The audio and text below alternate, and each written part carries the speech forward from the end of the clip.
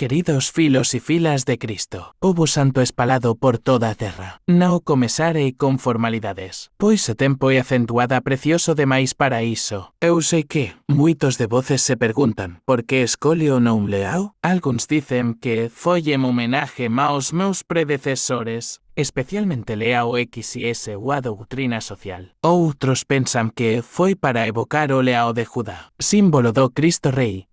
Porén, hoxe, revelo a verdadeira razao, algo que até que eu guardaba en meu corasao. 3 días antes do canclé, en cuanto rezaba en mina cela, vivi unha experiencia que transformarlla mina vida. Durante un breve sono, sonei con Sao Pedro, que me dise unha frase, o leao ruge, mas non para asustar, mas para despertar. Naquele momento, soube que, se faz a vontade de Deus tomarlla o non de leao, non para gobernar como autoridade, mas para despertar consciencias adormecidas en un mundo anestesiado pelo conforto, pela indiferenza e pelo relativismo espiritual. O que partilarei con voces hoxe non é acentuada apenas un discurso formal, é acentuada un apelo urgente á grave humanidade, que se encontra á grave beira de un abismo espiritual. É acentuada un grito de amor de un pai que ve seus filos caminando, moitas veces sen perceber, endirezao ao precipicio. O mundo está distraído con entretenimentos vacíos. En cuanto nasoes se ameazan, a criasao geme sabe o peso da exploração e as familias se fragmentan. O Espírito Santo me impeliu a compartilar unha mensaje que, para algúns, poderá parecer dura, mas que brota de un corazao chío de amor por cada un de voces. O que vou dicer pode chocar a algúns e confortar outros, mas mina oração é acentuada que desperte todos para a verdade, meis fundamento de nosas vidas. Fomos criados por amor e para o amor, e noso destino eterno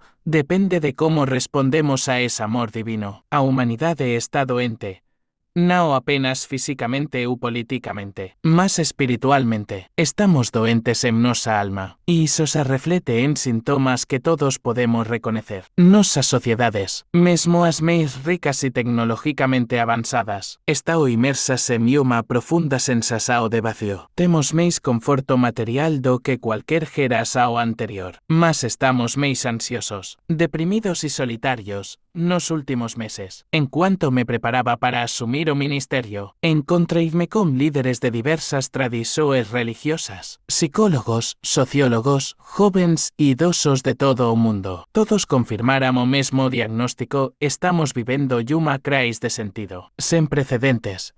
Un psiquiatra renomado me dice algo que non consigo esquecer. Estamos tratando unha xeração que ten todo, mas non encontra razão para viver. Esta é acentuada a verdadeira pandemia de noso tempo.